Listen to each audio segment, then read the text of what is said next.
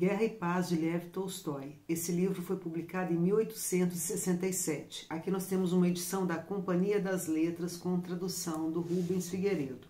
É um livro apresentado em 2 volumes. Eu já falei um pouco sobre o volume 1 e hoje eu vou tratar do volume 2. Esse livro compreende uma narrativa histórica que trata da campanha de Napoleão quando ele invade a Rússia e numa ação que decorre entre os anos de 1805 a 1820.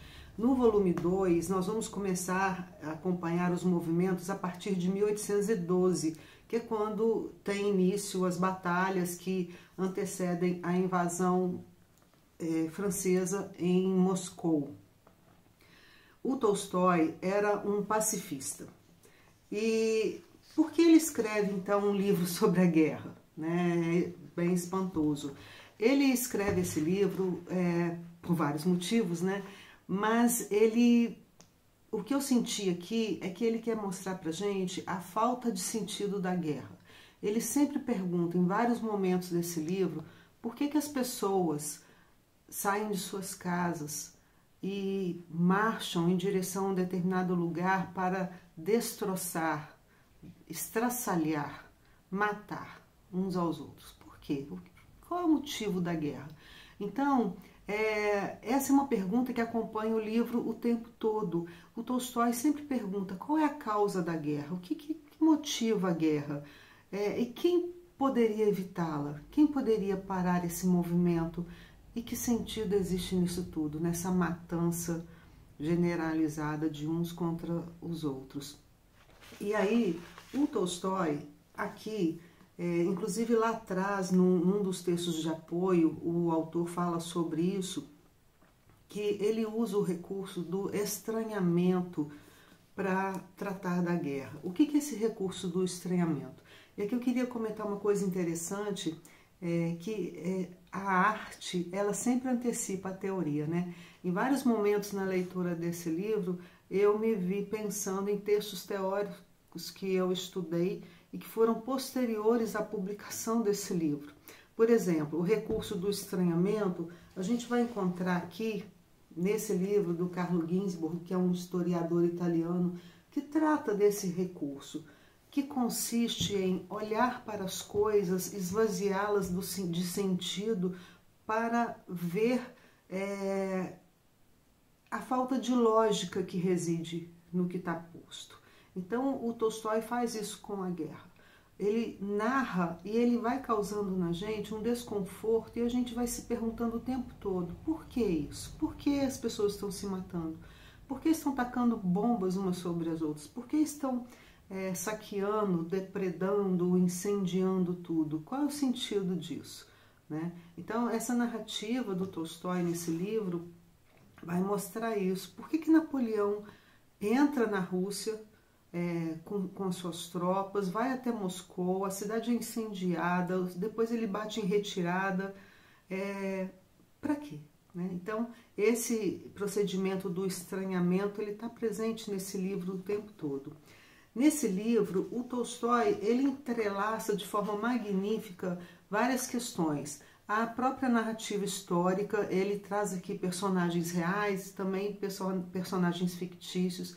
Ele traz aqui os registros, alguns registros que foram realizados por historiadores, e é curioso que o tempo todo ele critica os historiadores, porque ele vai dizer que os historiadores se baseiam nos documentos oficiais, naquilo que foi escrito pelos generais, pelos comandantes, quando na verdade seria preciso ouvir o povo, ouvir as pessoas, ouvir os soldados, ouvir quem viveu a experiência. Então, o Tolstói, o tempo inteiro, ele refuta a versão dos historiadores. E eu acho interessante que o próprio Ginzburg era um historiador, E ele usa esse procedimento do estranhamento.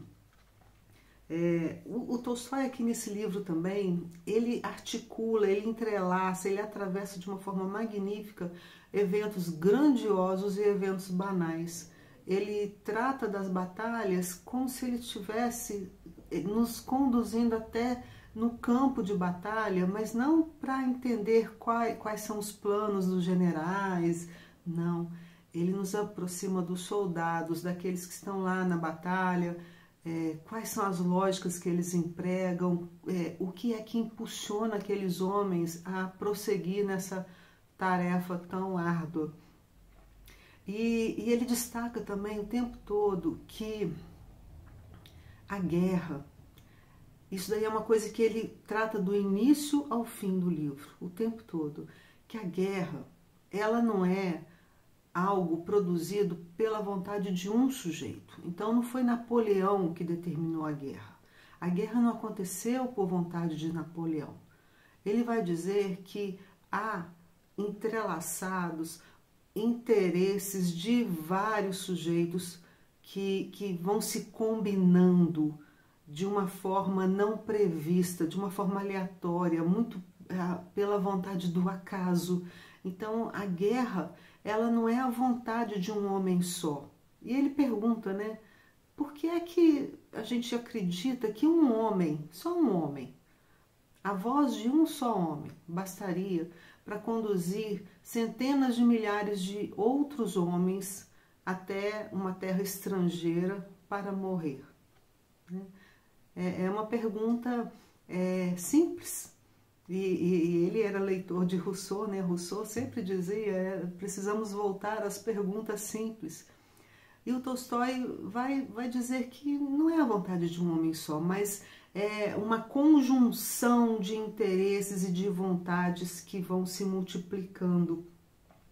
E aí me fez pensar também muito num outro autor, num outro teórico, esse daqui, o Gabriel Tarde.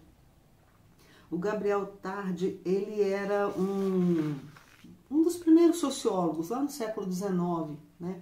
E ele, nesse livro, A Opinião e as Massas, ele vai fazer uma distinção entre público e multidão.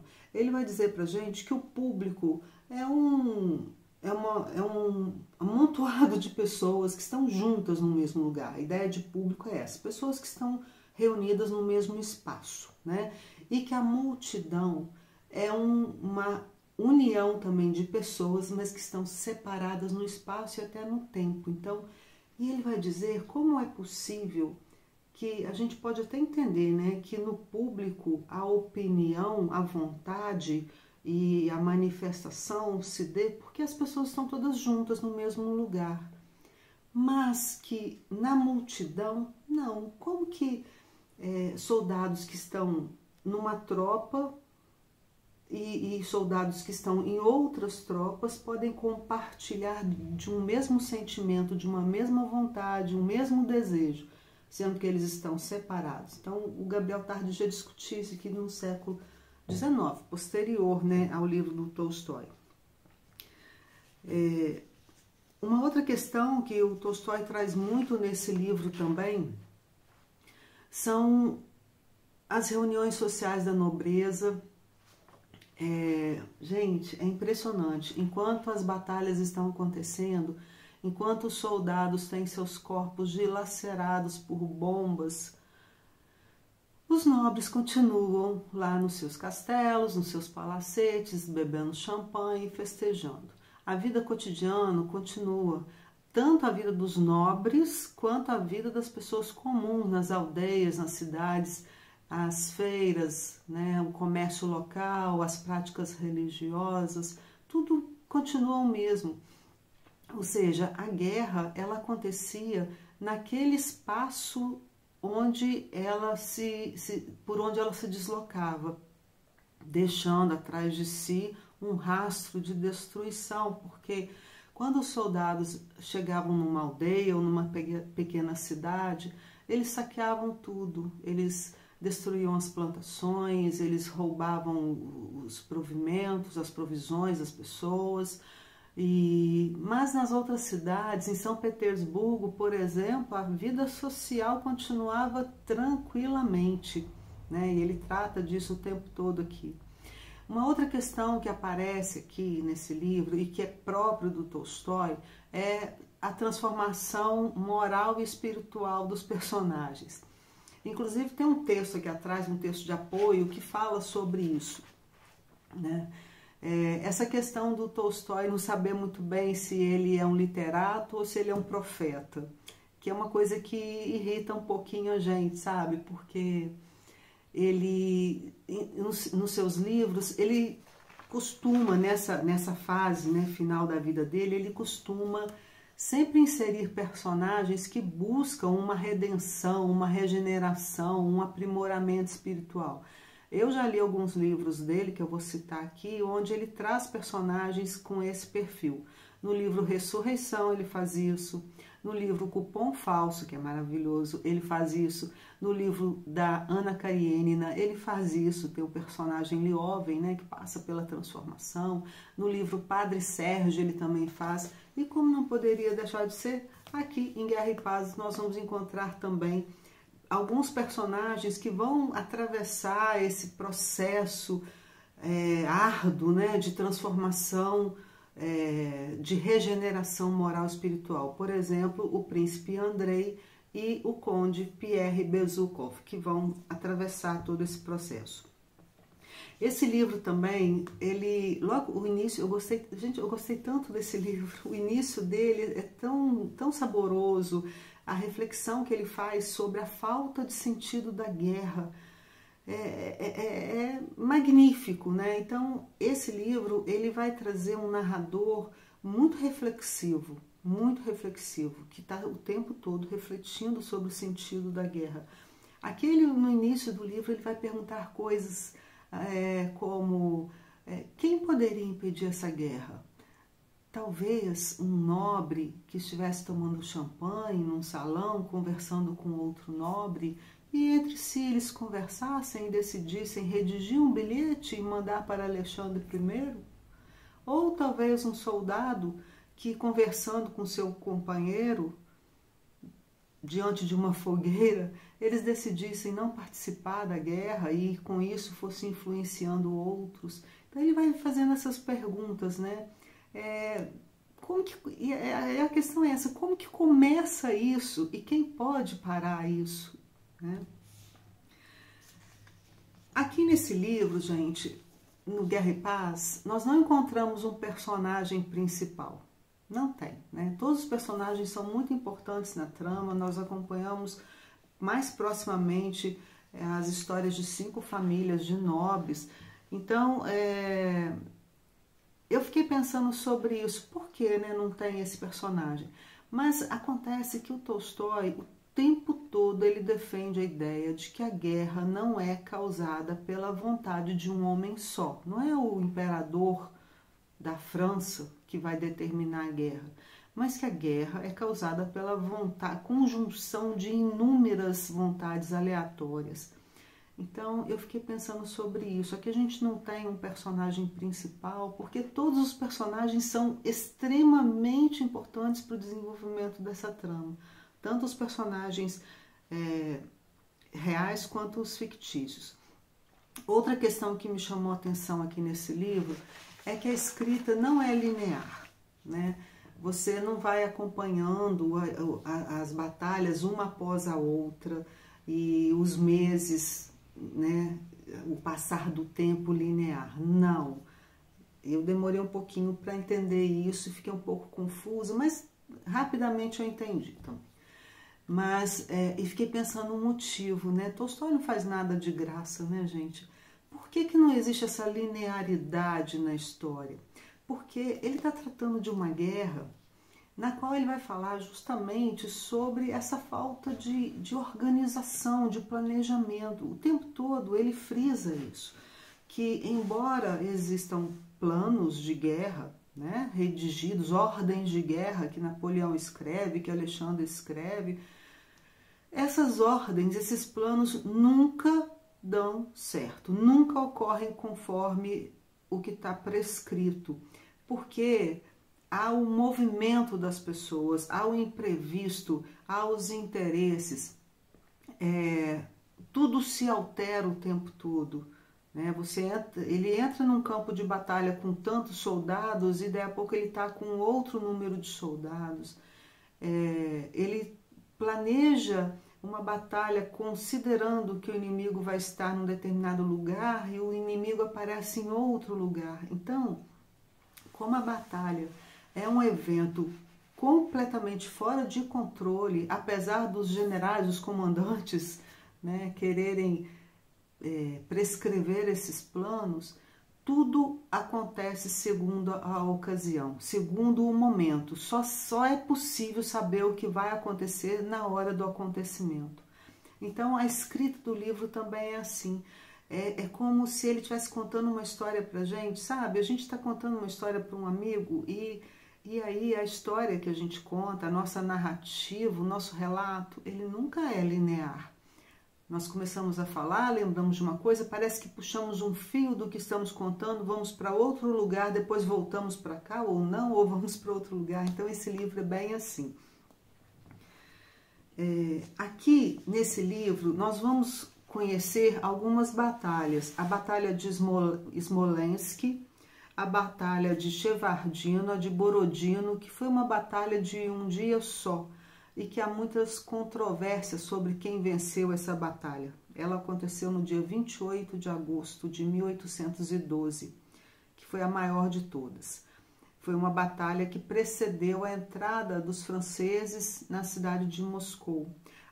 Tivemos também a Batalha de Tarutino, a de Maloyaroslavets, que foi em outubro, a de Krasnoy, né? Então foram essas batalhas. A de Borodino maior e as outras menores. A de Smolensk também foi grande.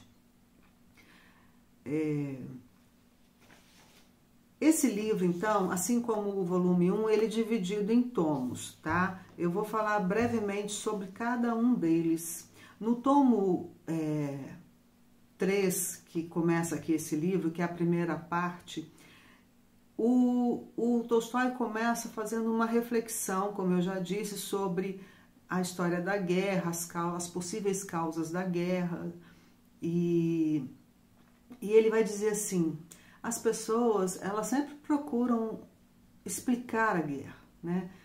A gente sempre quer explicar. E eu lembro muito de um livro que tinha um bruxo, e esse bruxo, ele dizia assim: esqueça as explicações. Quanto mais você tenta explicar, menos você consegue ver. E é mais ou menos isso. Ele vai dizer que as pessoas procuram explicar a guerra. Então, cada um vai explicar a partir de um ponto de vista. Há quem diga assim: o Napoleão invadiu a Rússia porque ele havia determinado o bloqueio continental contra a Inglaterra e a Rússia se recusou a participar desse bloqueio. Há quem diga que o Napoleão invadiu a Rússia porque o Napoleão foi lá na Alemanha e tomou o ducado do cunhado do Alexandre I, e aí eles entraram em conflito e o Napoleão invadiu a Rússia. Há quem diga que os exércitos estavam muito ociosos e precisavam de atividade, então vamos botar essa gente para enfrentar uma batalha. Também há os que defendem a ideia de que o Napoleão não estava feliz com a aliança que foi feita entre a Rússia e a Áustria, que resultou nas batalhas aqui, né, do primeiro livro que eu já falei sobre ele, né, a de Austerlitz, por exemplo. Então, Tolstói vai dizer assim: o que causa a guerra? E ele mesmo responde: nada é a causa, tudo é a causa. E ele vai apresentar vários motivos e vai dizer: todas as causas, bilhões de causas, coincidiram para produzir o que ocorreu, né? E aí, nessa primeira parte, a gente vai encontrar assim o Napoleão chegando perto ali das fronteiras da Rússia. A gente não sabe nesse momento muito bem se ele vai entrar, se ele não vai, por que ele vai entrar, nada. Ele está ali, na fronteira. E tem uma cena, gente, que eu fiquei tão impressionada. Teve o Napoleão, ele estava às margens de um rio chamado Niemen, e ele vê um toco de árvore, e ele senta naquele toco. Ele senta no toco, fica olhando para o rio, e aí do nada, porque o tempo todo parece assim que eles têm as ideias do nada, sabe? Do nada, ele diz assim para as tropas: olha, procurem aí nesse rio uma val. Eu imagino que seja um lugar assim mais raso, né? Não olhei o significado dessa palavra. procurem aí um aval para vocês atravessarem, e atravessando estarão na Rússia, né? E aí, um dos generais, para fazer gracinha, ele decide atravessar com a sua tropa, com seus homens, em frente do lugar onde o Napoleão estava sentado no toco. Só que era um lugar fundo, sabe, com as águas assim, com correnteza e tal. E aí eles atravessam a nado, e os soldados todos felizes, nadando, olhando para trás para ver se o Napoleão estava olhando para eles, né? E nessa travessia, morrem soldados, 40 soldados morrem. Os cavalos morrem afogados, os soldados morrem afogados e felizes porque estão atravessando na frente do imperador para fazer gracinha para ele. E, gente, o Tolstói conta aqui, o Napoleão nem viu essa cena. Eles morreram à toa para agradar o Napoleão. E aí o Tolstói escreve assim: gabavam-se de nadar e de se afogar naquele rio, sob os olhos de um homem sentado numa tora, né? Então, isso é o recurso do estranhamento. Ele narra as coisas de uma forma que a gente olha para algo que é absolutamente familiar e isso se torna extremamente estranho, né? O que tem de estranho nisso? Um homem sentado na beira do rio num toco de árvore. Nada de estranho. É muito familiar, é muito comum, né? Uma cena dessa no pensamento. A gente consegue visualizar, mas quando o Tolstói narra, se torna extremamente estranho. E é aí que a gente descobre a falta de sentido.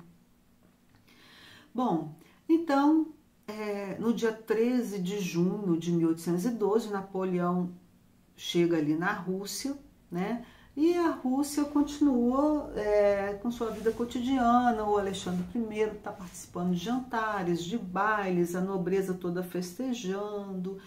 E o Napoleão, ao invés dele tomar uma atitude, ele fica insultado, igual um garotinho, porque o Napoleão, o Alexandre, né, fica insultado porque o Napoleão invadiu a Rússia sem declarar guerra. Ele diz, não, ele tem que declarar guerra, né? Não vou pedir um acordo de paz porque ele não declarou a guerra.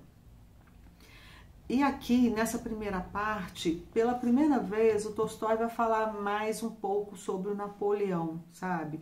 E a gente vai conhecer um sujeito egocêntrico, estrategista, inteligente, vaidoso, demagogo, volúvel, narcisista. É aqui que ele é apresentado. Aqui, nesse volume, ele vai apresentar melhor para a gente a personalidade do Alexandre I, do Napoleão e do general Kutuzov, que era o comandante em chefe de todo o exército russo, tá? Bom, o que acontece aqui também? O Andrei, que no volume 1, ele estava arrasado porque a Natasha tinha traído ele com a Anatoly. Aqui a gente vai encontrar um Andrei no início do livro muito amargurado. Ele decide matar o Anatoly. Ele quer acabar com a vida dele, se vingar, e ele ingressa no exército para encontrar o Anatoly lá e matar o Anatoly. E aí o Andrei ele decide participar mais proximamente das tropas e ele se torna um observador, né? E aqui eu queria falar sobre isso de uma vez. Ele se torna um observador da guerra, do movimento da guerra, do movimento dos sujeitos, dos interesses dos sujeitos. Então ele vai observar que no exército tem 9 divisões. Ele vai classificar essas divisões. Ele vai dizer que existem os teóricos da guerra, que são aqueles que ficam lá nos escritórios, nos gabinetes, planejando a guerra, né, ordenando, fazendo as ordens da guerra. Ele vai dizer também que tem uma divisão que ele classifica como aqueles que são contrários aos planos, que acham que a guerra, você deve entrar na guerra e lutar conforme o que está acontecendo, conforme a ocasião, conforme o que o acaso configurar. Existem também os cortesãos, né, o pessoal da corte, que são os preferidos do Alexandre, que defendiam o plano 1, mas também gostavam do plano 2. Tem os realistas que acreditam que não tem que ter guerra nenhuma, que a gente vai perder, então vamos logo propor a paz.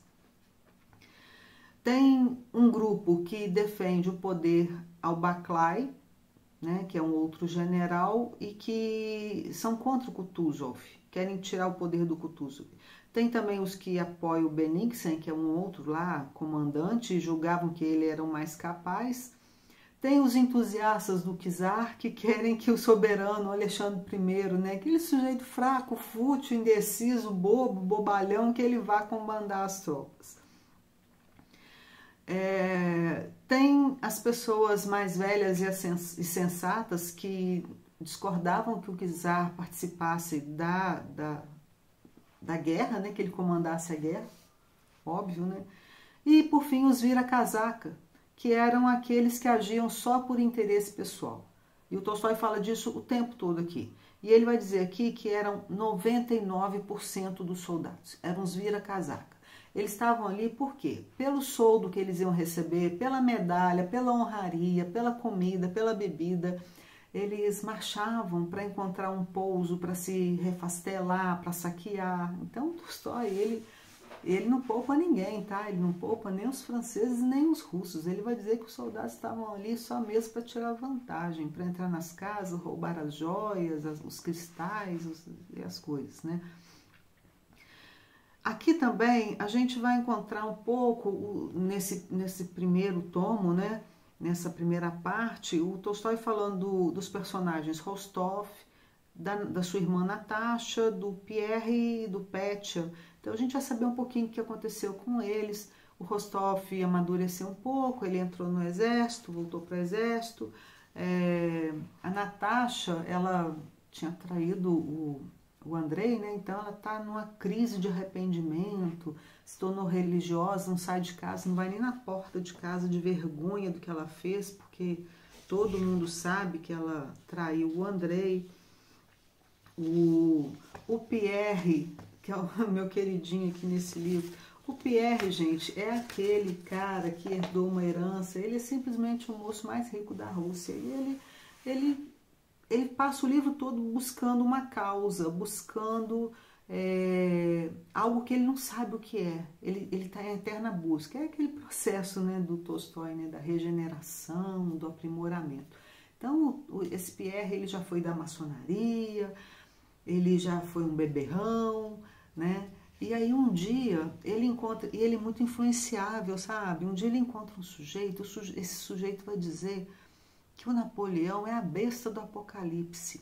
E aí o Pierre vai para casa com essa ideia na cabeça, ele pega o próprio nome dele, Conde Pierre Bekuzov, ele faz lá uma transposição numérica e ele descobre que o nome dele também corresponde ao número 666, que é o número da besta, e ele acredita que ele é a besta do Apocalipse, o Pierre. E ele acredita que a missão dele é matar o Napoleão. Então ele fica fissurado com essa ideia, né? E põe isso na cabeça. Na segunda parte, nós vamos ter mais reflexões do Tolstói, né? Eu me lembro na escola que a professora de história ela falava assim: Napoleão foi vencido pelo general Inverno, né? Aqui nesse livro não existe esse termo, general Inverno. Inclusive o Tolstói vai falar a palavra neve e o frio de 30 graus negativos, mas lá no final do livro. A gente nem toma conhecimento disso aqui, sabe? E aí o Tolstói ele vai discutir nessa segunda parte o que levou à destruição do exército francês.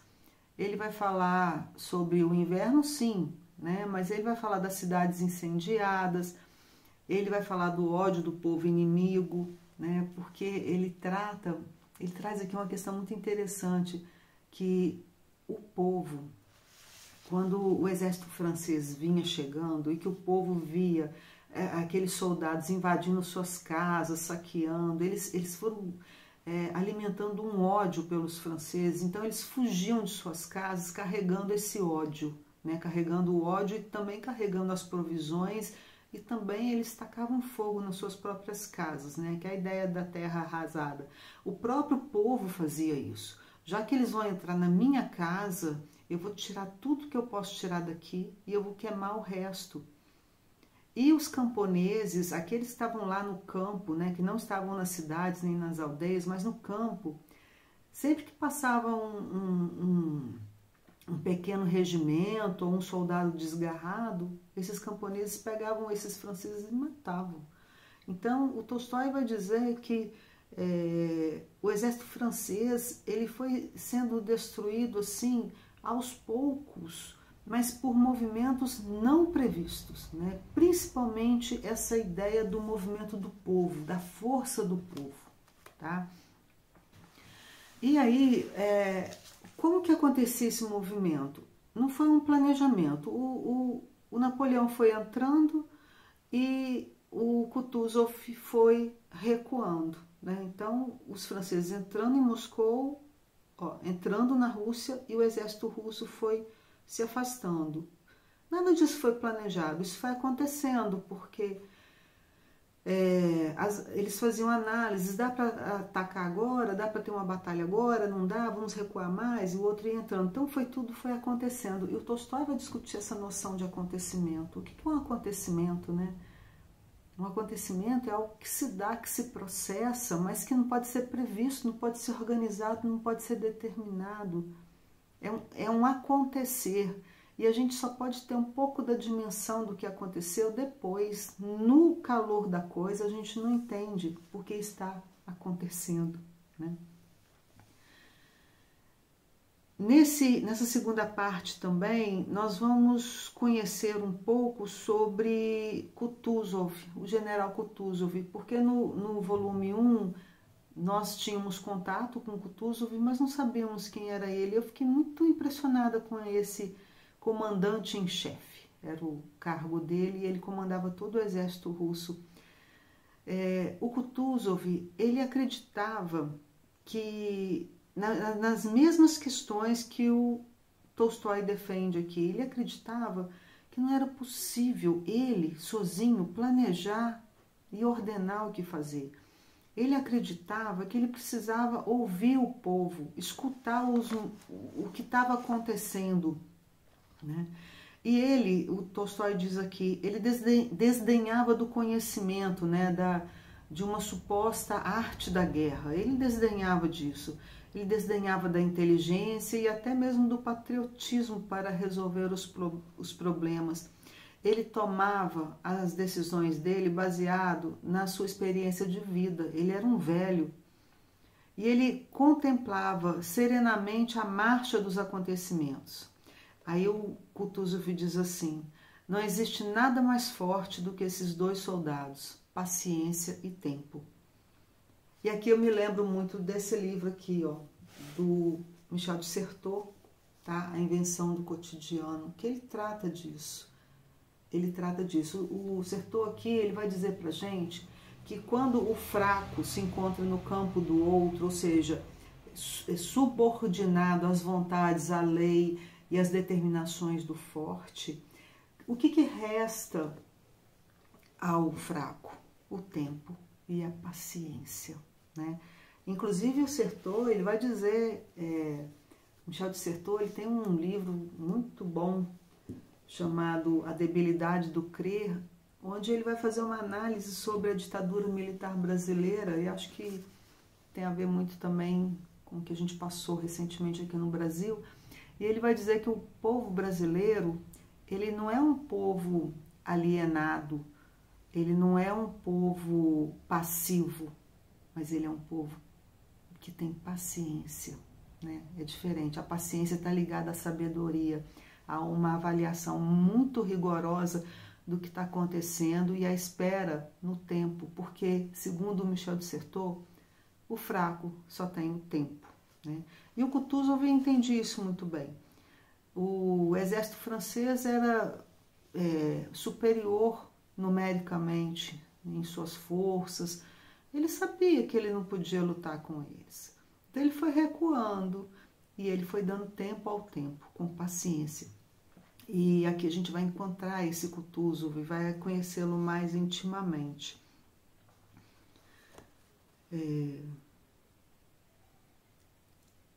Aqui tem várias passagens que me fazem lembrar Michel de Certeau. Tem um momento aqui em que Napoleão, ele, né, um servo lá russo, ele é capturado. E ele é levado diante de Napoleão. E esse servo, quando ele chega lá, ele vê o Napoleão, ele sabe que o Napoleão é Napoleão, mas ele finge que não sabe, né? Ele finge que não sabe com quem ele está falando. E aí, esse servo, o Napoleão pergunta sobre os planos do Kutuzov, e esse servo inventa planos mirabolantes que não existem sobre a defensiva russa, né? E o Napoleão acredita nisso. Então, são táticas do fraco diante do forte. Eu achei isso muito interessante. Aí, gente, nós temos então essa batalha de Smolensk e as tropas continuam avançando em direção a Moscou.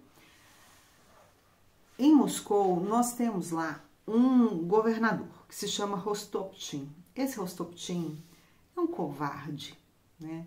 Ele sabia que as tropas francesas estavam chegando, as pessoas em Moscou estavam lá, os habitantes estavam lá, os nobres e os ricos já tinham dado no pé, já tinham ido embora. Mas as pessoas mais pobres tinham ficado. Por quê? Porque o Rostopchin não dava informação. O que ele fazia? Ele ficava o dia inteiro redigindo panfletos, incitando a população a travar batalhas com os franceses, né? Pacatos cidadãos guerreando com soldados, pensa bem. Então, o Napoleão está seguindo para Moscou. E aqui é interessante, tem um momento que o Tolstói vai dizer assim, os soldados já estavam estropiados, machucados, exaustos, famintos. Então, era um exército assim que não dava conta de mais nada.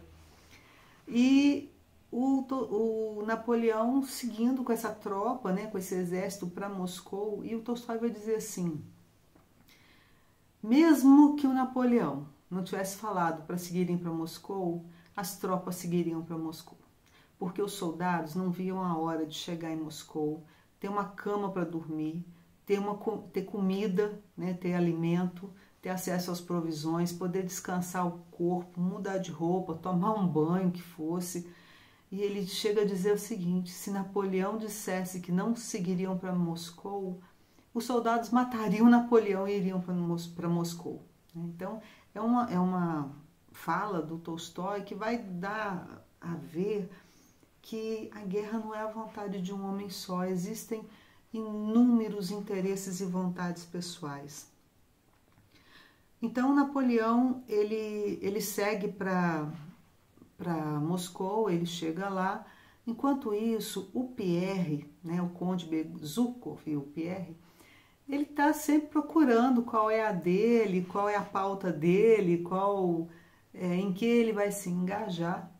E ele decide participar. Ele fica em Moscou e o Rostopchin, esse governador, ele pede à população, aos moradores, que ajudem a financiar a guerra, tanto com dinheiro quanto os proprietários de terras que cedam seus servos. E o Pierre, ele pergunta assim, mas o que está acontecendo?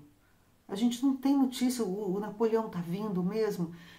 Esse momento é para a gente entender que, na verdade, ninguém sabia do que estava acontecendo, ninguém sabia de nada. Nós que somos leitores, leitoras, não sabemos também, ninguém sabe. As informações são todas desencontradas. O próprio Alexandre I, que está lá em São Petersburgo, as notícias chegam lá 10 dias depois do acontecido. Então, o Pierre, ele é o sujeito que pergunta o que é que está acontecendo. Ele quer saber da situação. E as pessoas ficam assim indignadas com ele, né? Como assim? O cara tá aqui pedindo ajuda e você quer saber e tal. Aí o Pierre, envergonhado, porque ele era meio tímido, né? Também meio envergonhado. Ele, envergonhado, ele decide ceder 1000 servos, né, das fazendas dele, das propriedades dele, e ele forma uma milícia. Então são formadas várias milícias. E é interessante observar que aqui o termo milícia significa outra coisa, tá, gente? Milícia aqui é um conjunto de sujeitos que são organizados para servir o Estado, tá? Não é o sentido que tem hoje aqui no Brasil, não. Então o Pierre, ele organiza essa milícia dele e ele decide ir para a guerra também. Ele decide ir lá porque, já que ninguém falou para ele o que está acontecendo, ele quer ir lá ver. O Pierre era empírico, né? Ele queria ir lá ver. Ele vai para a guerra, ele entra lá no campo de batalha, lá na Batalha de Smolensk.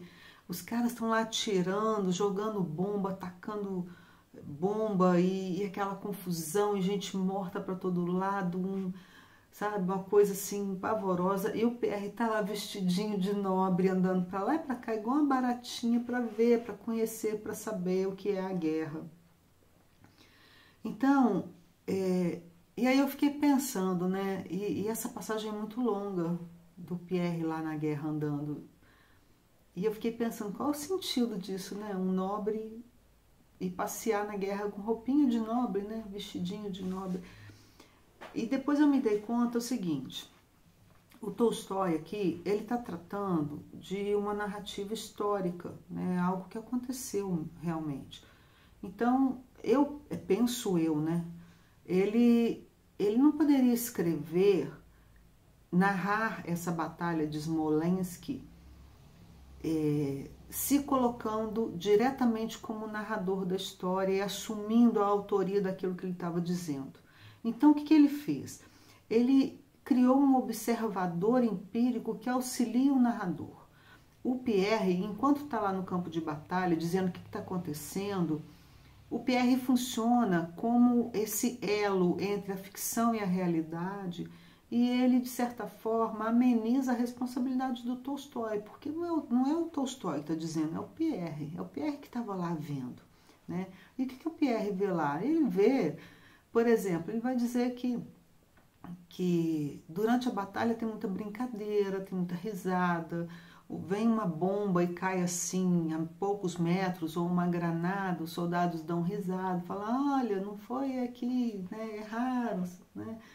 Então, ele vai contando os diálogos, os movimentos, os medos, né, as coragens, tudo que acontece ali no campo de batalha. Então, eu acho que o Pierre, ele funciona como esse observador empírico, né, que vai narrar a história, narrar a batalha, sem comprometer o Tolstói, né?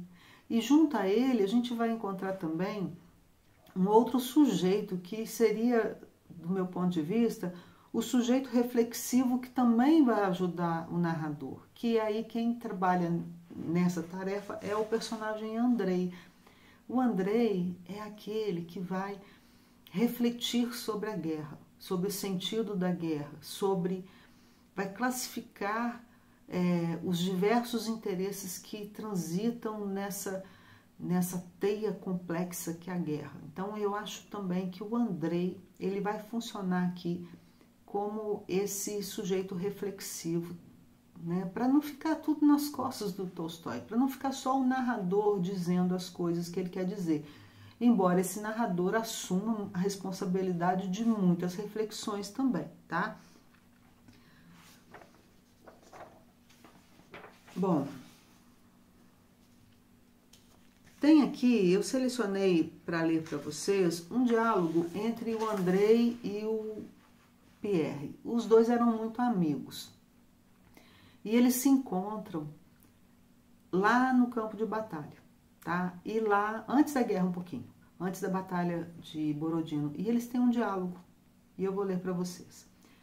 Começando com Pierre. Todavia, disse Pierre, há quem diga até que a guerra é semelhante a um jogo de xadrez. Sim, respondeu o príncipe Andrei, mas com uma pequena diferença. No xadrez, a cada lance, podemos pensar quanto tempo quisermos. Não somos tolhidos pelo tempo. E também com mais essa diferença. O cavalo é sempre mais forte que o peão, e 2 peões são sempre mais fortes do que um peão. Ao passo que na guerra, um batalhão às vezes é mais forte do que uma divisão inteira, mas às vezes é mais fraco do que uma companhia. Ninguém pode saber qual a força relativa das tropas. Acredite em mim, disse ele. Se a questão dependesse das ordens do Estado-Maior, eu estaria lá dando ordens também, mas em vez disso tenho a honra de servir aqui no regimento. E acredito que de nós dependerá, de fato, o dia de amanhã, e não deles. O êxito nunca dependeu e não poderá depender nem da posição, nem dos armamentos, nem mesmo da quantidade de tropas, mas menos que tudo da posição. E aí o Pierre pergunta, mas esse êxito, depende de quê? E o Andrei diz, do sentimento que existe em mim e nele. E apontou para Timóquin e em cada soldado. Vencerá a batalha quem resolver com firmeza que vai vencer. Então, do que precisamos amanhã, 100 milhões de possibilidades, as mais variadas, serão decididas num piscar de olhos pelo fato de que uns vão avançar e outros vão fugir, ou eles ou os nossos, e pelo fato de que vão matar esse homem e não aquele. Os comandantes só estão preocupados com seus interesses pequenos, ganhar mais uma medalha ou mais um galão no uniforme. Então, nesse diálogo aqui entre o Pierre e o Andrei, o Tolstói vai registrar suas ideias sobre a guerra. E ele vai dizer que não pode se comparar a guerra a um jogo de xadrez, porque você pode jogar um jogo de xadrez, uma partida que dure décadas, Você pode mover uma peça a cada ano. Claro que ninguém vai fazer isso, Mas é possível. Você tem tempo para pensar, Tempo para pensar.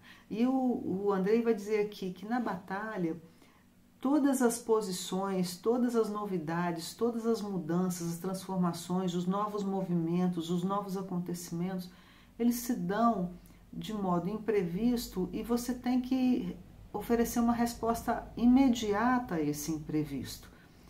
Então ele diz que, ele refuta que a ideia de que uma ordem de guerra possa dar conta de uma guerra e que vai vencer a batalha aquele que naquele momento em que acontecer aquele acontecimento oferecer uma resposta ótima para aquilo e que vai perder quem não souber se relacionar com o imprevisto.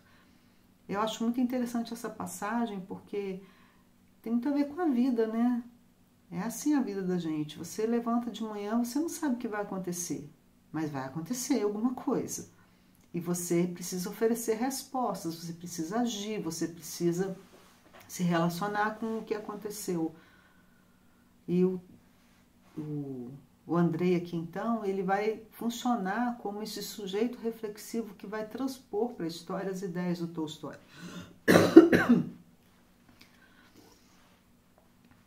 Então, aqui, nessa parte do livro, ele vai descrever a Batalha de Borodino, que ele vai dizer que foi a mais sangrenta de todos, com 80 mil mortos. E a descrição dessa batalha é horrenda, Os soldados estavam esfomeados, maltrapilhos, exaustos. E o Tolstói vai dizer que eles não estavam se matando uns aos outros para vencer batalha nenhuma. Eles estavam se matando uns aos outros para aquilo acabar depressa e eles poderem seguir caminho, chegar em Moscou, tomar um banho, mudar de roupa, deitar numa cama e tomar um prato de sopa. Era por isso que eles estavam lutando. Eles não tinham mais interesse nenhum em ganhar batalha nenhuma, E enquanto eles estavam lutando, o Napoleão estava lá, aquecido no seu casaco de peles, tomando ponche, a quilômetros de distância, resguardado por sua guarda pessoal. Ele não admitiu que a guarda pessoal dele participasse da batalha. E aí o Tolstói, o tempo todo, ele critica os planos, ele critica o planejamento, ele critica os historiadores. E ele vai... Ele, por exemplo, tem um momento que ele pega uma ordem de batalha que foi escrita pelo Napoleão, com todos os itens, o que é para fazer, quem vai por aqui, quem vai por ali, quem que vai fazer. Aí o Tolstói, ele retoma cada ordem dessa criticamente e ele afirma que ela não foi cumprida e ele explica os motivos. Ele vai dizer que nenhuma delas podia ser cumprida e nenhuma delas foi cumprida. E é um trecho assim, interessantíssimo do livro, sabe? Ele vai dizendo o que Napoleão falou que era para fazer, o que o Alexandre falou que era para fazer, o Alexandre não, Kutuzov, né? E o que aconteceu de fato. Gente, isso é a nossa vida, né? O que a gente diz que vai fazer e o que acontece de fato.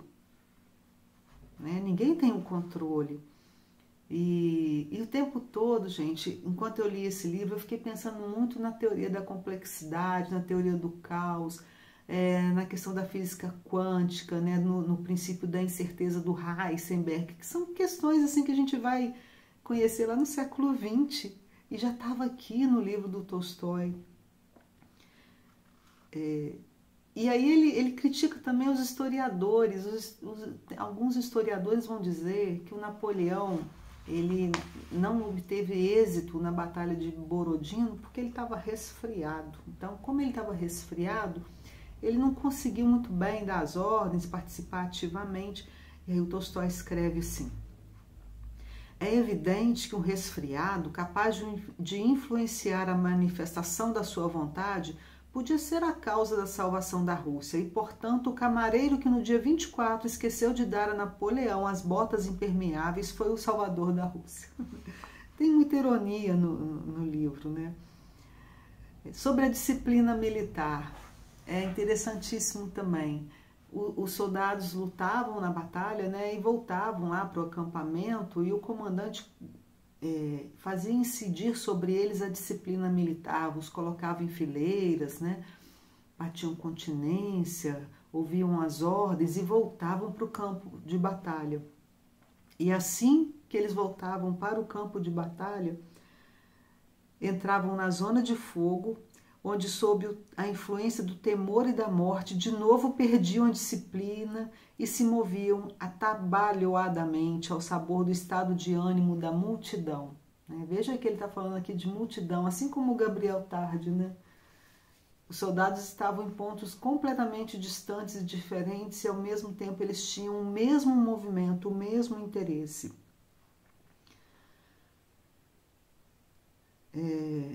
Sobre o Kutuzov ainda, tem aqui uma frase que eu gosto muito, que vai explicar um pouco melhor sobre o Kutuzov. Vou ler para vocês. Ele dizia, Tolstói dizendo sobre ele, né?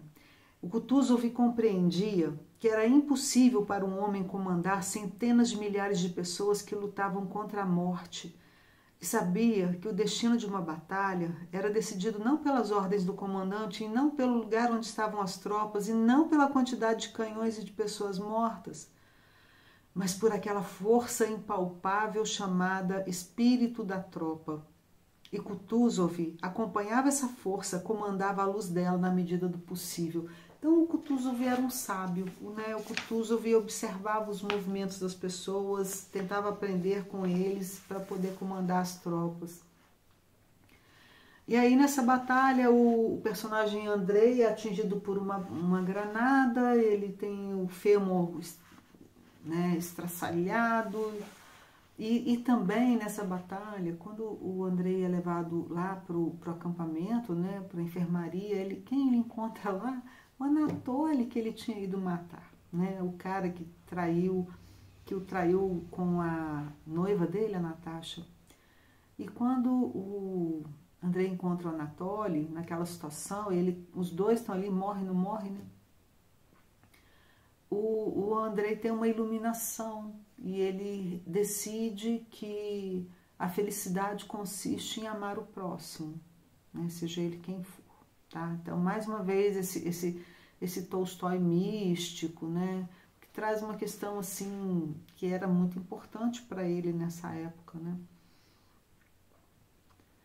Na terceira parte, o Tolstói ele vai abordar os paradigmas da ciência clássica e moderna. É claro que ele não diz isso aqui, né, gente? A gente consegue hoje dizer que era isso que ele estava fazendo, mas naquela época, em 1800 e alguma coisa, ele não era capaz ainda de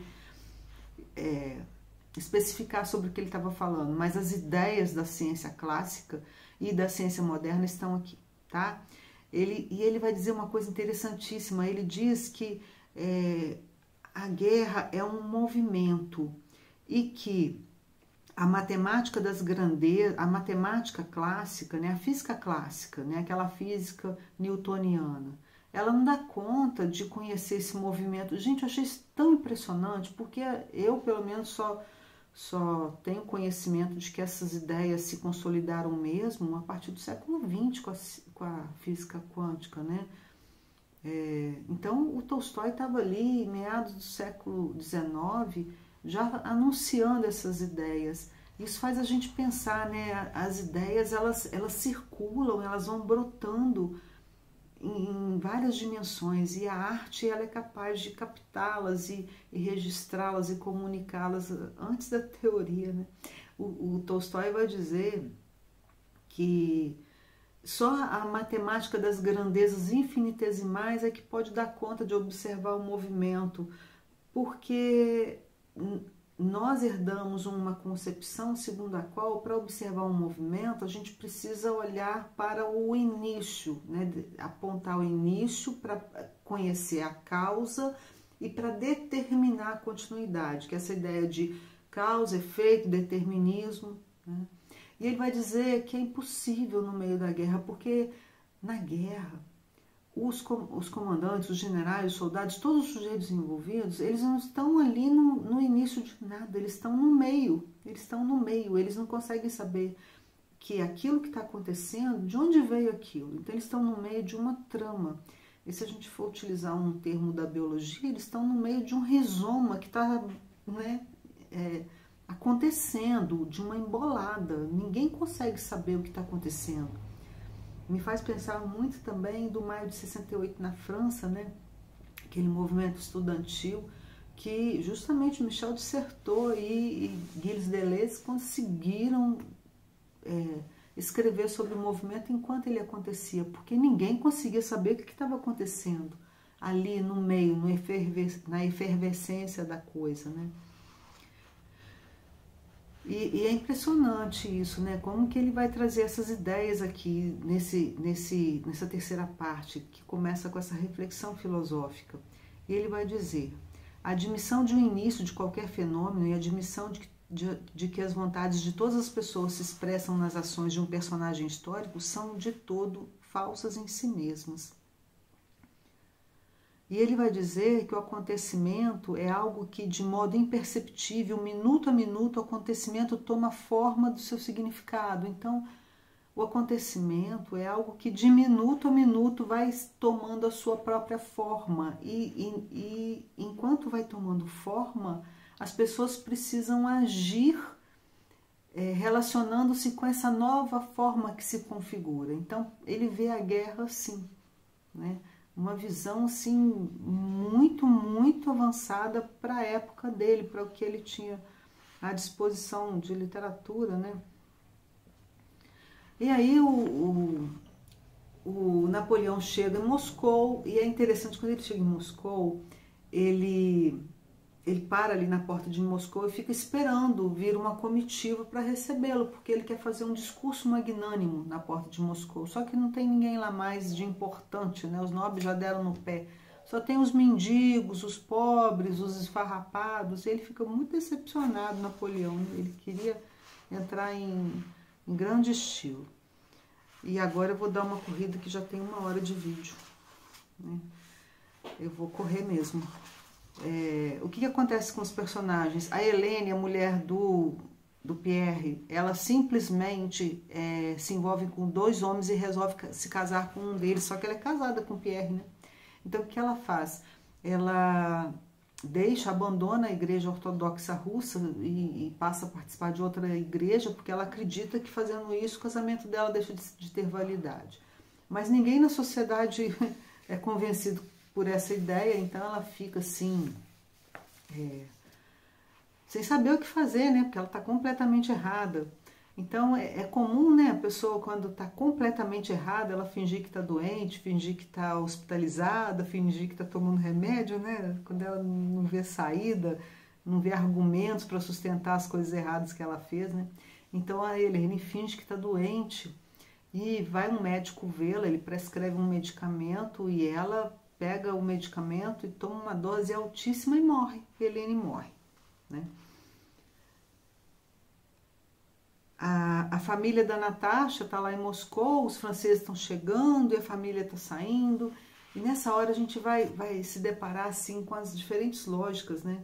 Eles têm ali, eles estão reunindo 30 carroças para levar tudo que eles têm, os móveis, os cristais, as louças. E aí vem um batalhão de feridos da guerra, de russos. E a Natasha tem uma atitude louvável que eu encontrei dela nesse livro, né? Porque essa Natasha, né, para mim, eu não vi nada nela.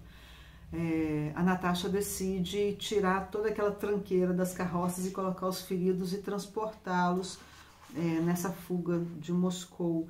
A mãe dela fica muito brava, né? A mãe dela queria que eles levassem aquelas coisas todas.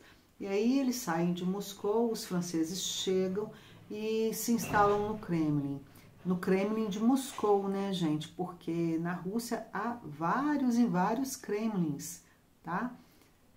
O de Moscou nem é o primeiro, nem era o mais importante na época. Então eles se instalam lá, os soldados chegam, começam a fazer fogueiras com os móveis do Senado e começa a pegar fogo na cidade.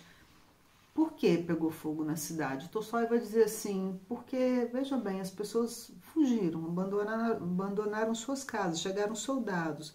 Então tinha os cachimbos, tinha as fogueiras, tinha um monte de coisa, foi pegando um foguinho aqui, um foguinho ali, e daí a pouco pegou fogo na cidade quase completamente, né?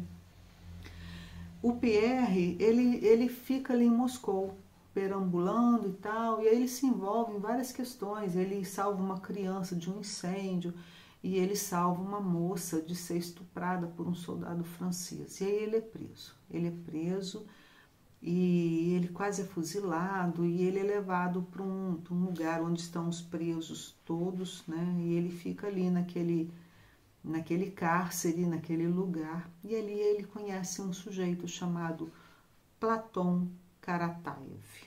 Então, esse Platon Karataev é um camponês que ele fala a partir de provérbios. Ele tem um provérbio para tudo. E essa questão do provérbio é muito interessante porque o Tolstói, ele alfabetizava as crianças lá na Yasnaya Poliana, que era a propriedade rural dele, através de provérbios. Inclusive, gente, tem um conto do Tolstói no livro dele, Contos Completos, que ele trabalha com essa ideia de alfabetizar as crianças a partir de provérbios, que é sensacional. Inclusive, eu publiquei um artigo sobre esse assunto que se chama A Alfabetização e o Texto com Lev Tolstói. Quem se interessar. Então, o Platon Karataev, ele falava por provérbios. Ele era um sujeito de uma profunda sabedoria, de uma profunda simplicidade, um sujeito altruísta. Ele era pura bondade e amor ao próximo.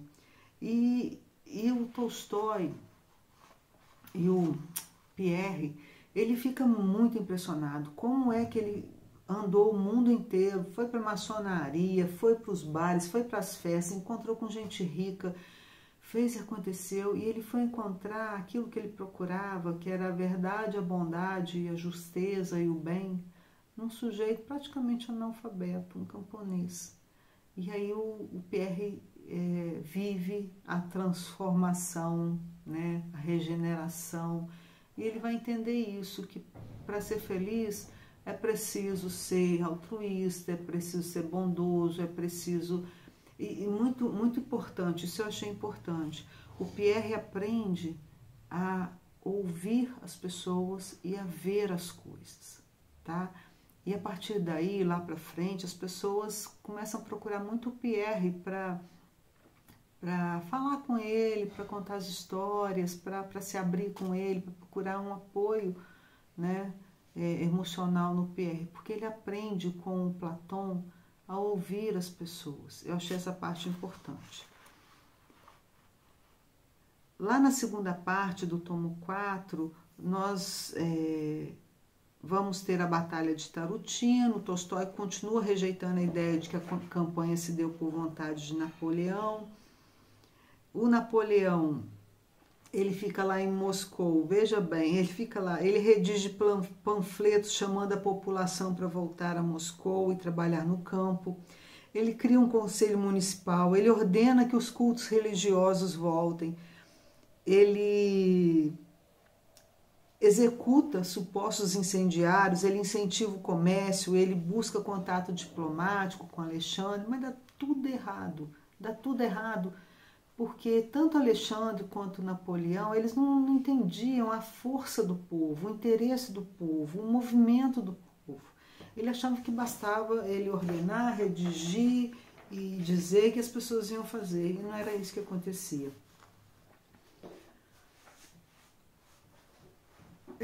No dia 7 de outubro de 1812, então, os soldados deixam Moscou. Moscou está em ruínas, foi incendiada, foi saqueada, foi pilhada. Os soldados franceses enchem as carroças, carregam tudo que eles podem. O Napoleão sai de lá com um tesouro particular. E o Pierre é levado nessa saída junto com os prisioneiros. São 330 prisioneiros russos e, dentre eles, 230 morrem no caminho.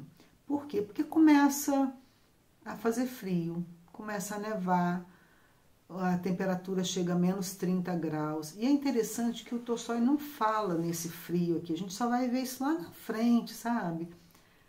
O Tolstói era russo, gente. Então o frio para ele não era o principal, né? Nós que somos aqui de um país tropical, menos 30 graus seria o que mais nos chamaria atenção. Para ele, talvez não. Então, os soldados saem, então, com saques, levando os prisioneiros, e vai morrendo muita gente pelo caminho. Qualquer um que parasse um pouquinho para descansar era fuzilado. Em determinado momento, os generais que estão agasalhados, alimentados em seus cavalos, eles dão ordens de que tudo que seja peso morto seja deixado para trás. Os saques, né, os armamentos e os soldados sem montaria. Eles abandonam os próprios companheiros. Nós vamos então, e aí eles saem, né, de Moscou e o exército russo vai atrás. Mas o Kutuzov, ele diz uma frase assim, a seguinte, ele diz: é preciso fazer uma ponte de ouro para o inimigo em fuga, né? Ou seja, fazer uma ponte de ouro para ele atravessar e ir embora. A gente não tem que fazer nada, a gente só tem que ir devagarinho.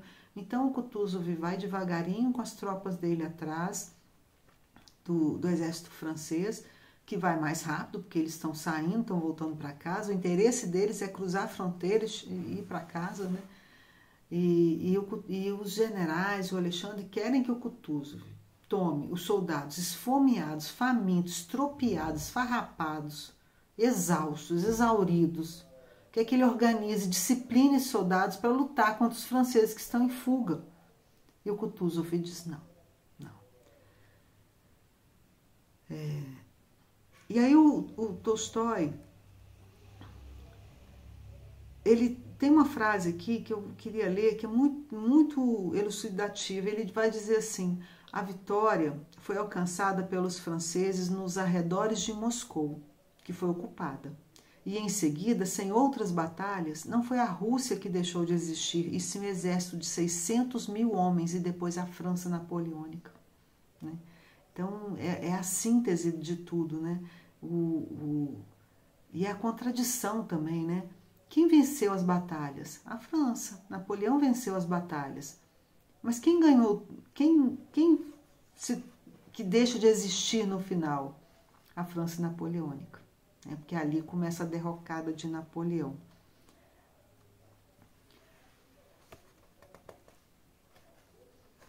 Na quarta parte do tomo 4, nós vamos encontrar os personagens, né, para saber onde eles estão. A Mária e a Natasha estavam juntas, se recuperando da morte de Andrei, os franceses se retirando, né, e o Kutuzov, ele é muito criticado, as decisões dele são avaliadas, mas o Tolstói o defende o tempo todo. Ele diz que o Kutuzov entendeu o significado dos acontecimentos e não agia contra eles.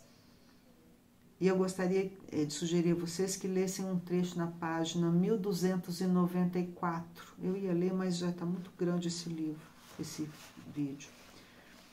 Como ele é avaliado, criticado, e depois o Kutuzov morre. O Pierre, então, ele é libertado, né, e ele volta para Moscou, se encontra com Natasha em Moscou, eles se envolvem novamente, passam a se envolver, né, ter um relacionamento amoroso.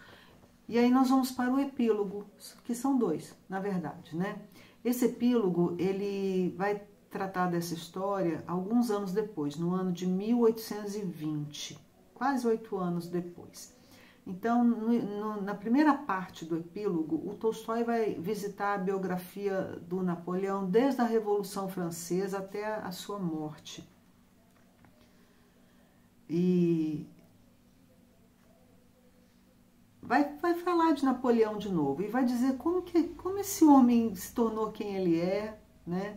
E ele vai dizer o seguinte, o homem que devastou a França sozinho, sem um plano, sem soldados, volta para a França. Todos os guardas podem prendê-lo, mas por uma estranha casualidade, não só ninguém o prende, como todos o recebem com entusiasmo, o homem que haviam amaldiçoado um dia antes, e que vão amaldiçoar um mês depois. Então ele vai retomar a história de Napoleão desde a Revolução Francesa, que é uma coisa que ele não tinha feito no livro 1, né, no volume 1. Ele vai fazer aqui no finalzinho, no epílogo. É como se ele estivesse apresentando esse personagem, né? Quem foi Napoleão, como que ele se fez. E ele faz isso, vale a pena ler, tá? Ele faz isso com muitas pitadas de ironia. E aí estamos em 1820. A Natasha está casada com Pierre, a Mária está casada com Nikolai, o pai da Natasha, aquele conde que eu gostava muito dele, engraçadinho, festeiro, que reunia todas as pessoas, ele morreu. E ficou viva a condessa, que era uma avarenta, uma mulher enjoada, aquela que não queria deixar levar as pessoas nas carroças e queria levar os bens materiais dela, né? A pessoa frívola, fútil, tá ela viva. E eu fiquei pensando assim, porque o que acontece? A Natasha, ela tá casada, ela tem 4 filhos com Pierre, e eles vivem todos juntos na fazenda, na propriedade de Montes Calvos. E a Natasha, ela se torna uma pessoa assim,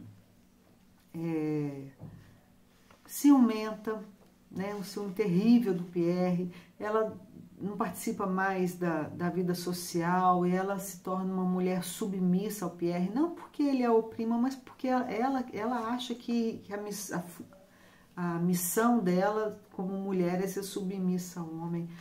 Ela está sempre cansada, entediada, ela se torna avarenta e ela perde a vaidade completamente, ela se torna uma pessoa assim desleixada e ela perde todo o talento que ela tinha para as conversas sociais.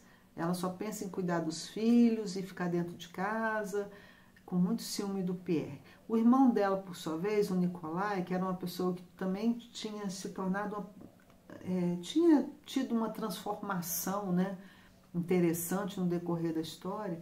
Nesse final ele se torna um cara machista, sabe? Trata mal a mulher dele, trata mal os filhos. Uma pessoa horrível, sabe? O Nikolai se torna. E eu fiquei pensando, por que, né? A Natasha virou essa pessoa e o irmão dela também, né? E eu fiquei pensando, porque o pai dela morreu. O pai dela era essa força, era essa alegria, era essa bondade. E ficou quem? A mãe. E me faz pensar na força da influência dos pais junto aos filhos, da educação familiar, né?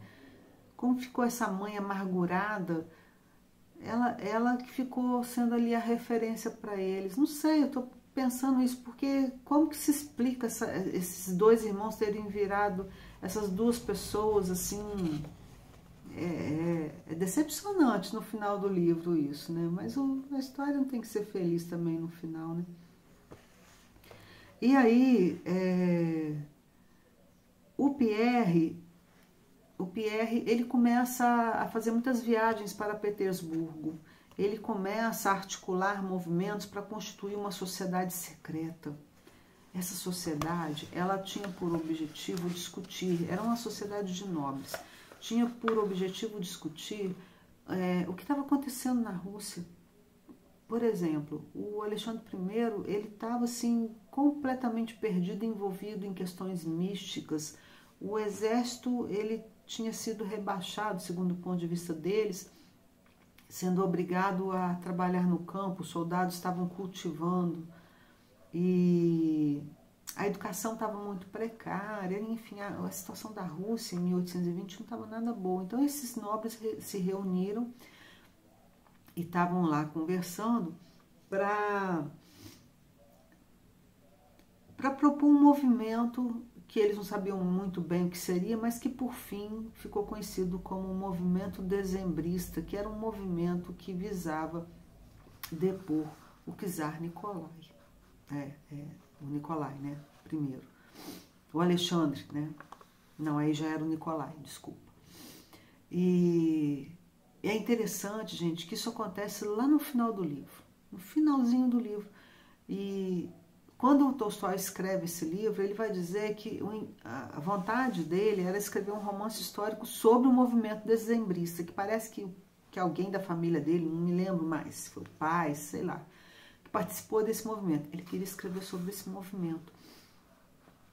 Era o objetivo dele. Mas para escrever sobre o movimento, ele precisava falar sobre a campanha de Napoleão, né? Porque o movimento era um desdobramento dessa invasão, né?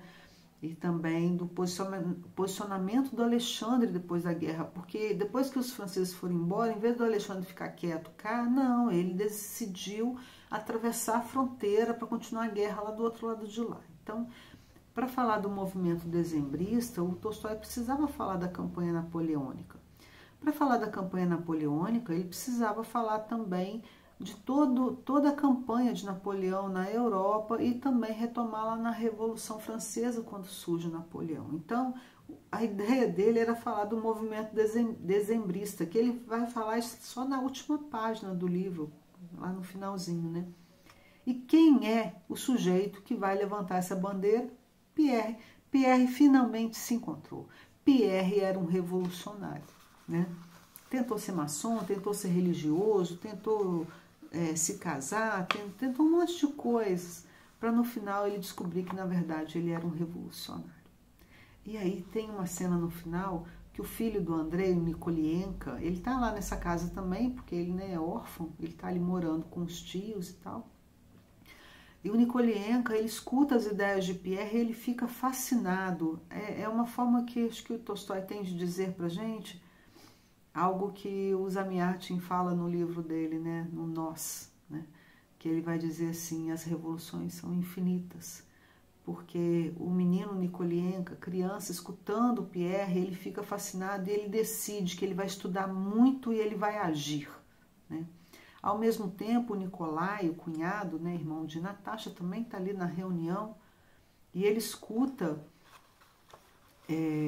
o Pierre falando sobre isso, e ele diz que ele é contra o movimento, que ele é a favor do czar e que ele vai atacar e fazer todos em pedaços, né? Vai trucidar todo mundo que fizer parte desse movimento.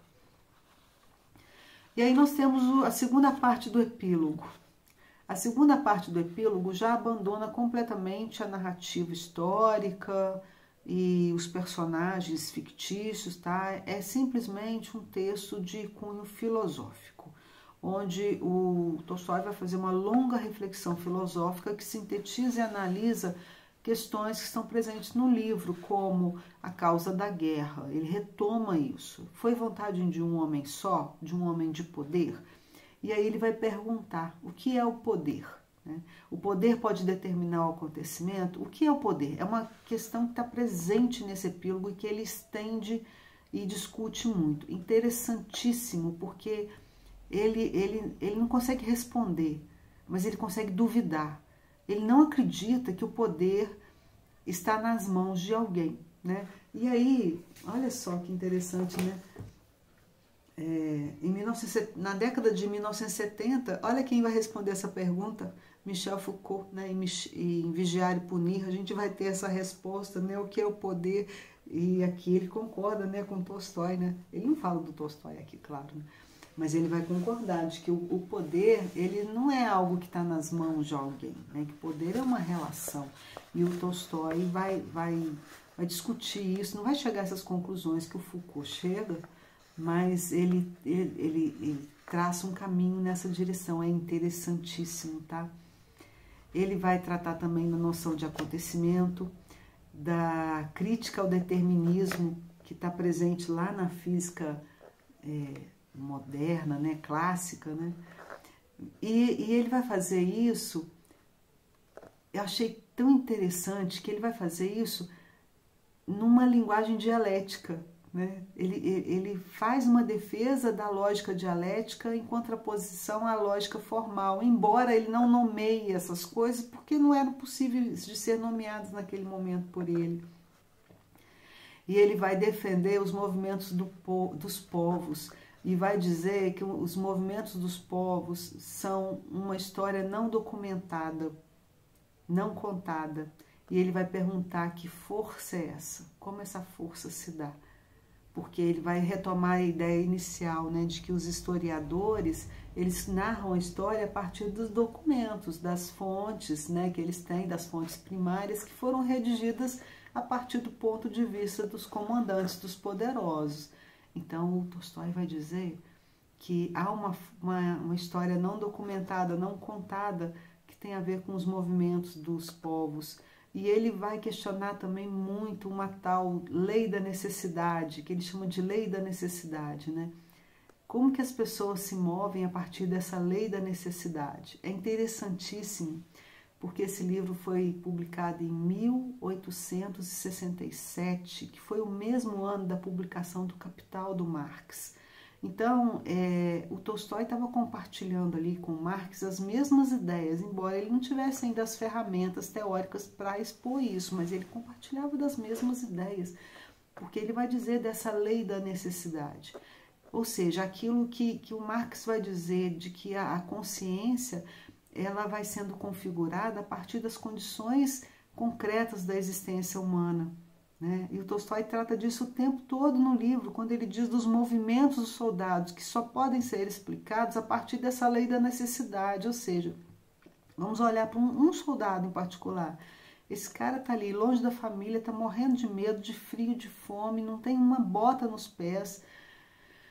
E na mão dele tem o quê? Um revólver, não sei o que eles usavam, uma espada, e ele tem que matar uma outra pessoa que também está estropiada, sabe? Qual é o interesse dele? Quais são as condições concretas de existência dele? Como que a consciência dele se formou? Ele é um camponês, ele é um cara da terra, ele é um cara que olha para a natureza e planta e tem o tempo de espera do crescimento, da colheita. Então a consciência dele é outra, mas ele está ali num campo de batalha com a espada na mão para matar uma outra pessoa, né?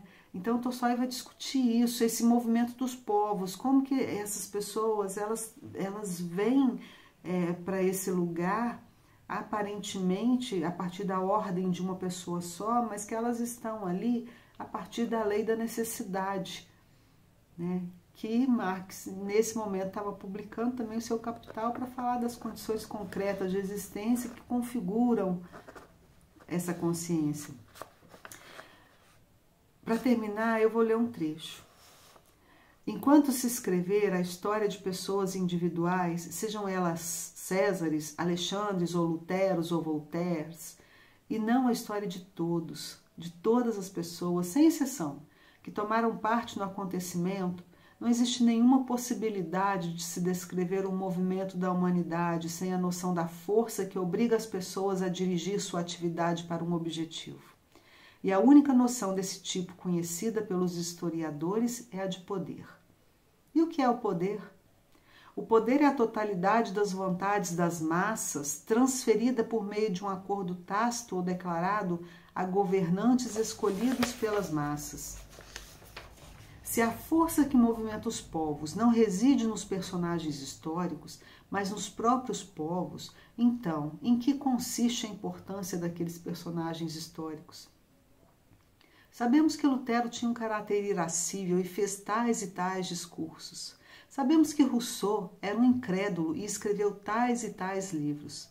Mas não sabemos por que, depois da Reforma, os povos se massacraram entre si e por que, no tempo da Revolução Francesa, executaram uns aos outros. Se unirmos essas duas histórias, como fazem os historiadores, teremos as histórias dos monarcas e dos escritores, mas não a história da vida dos povos.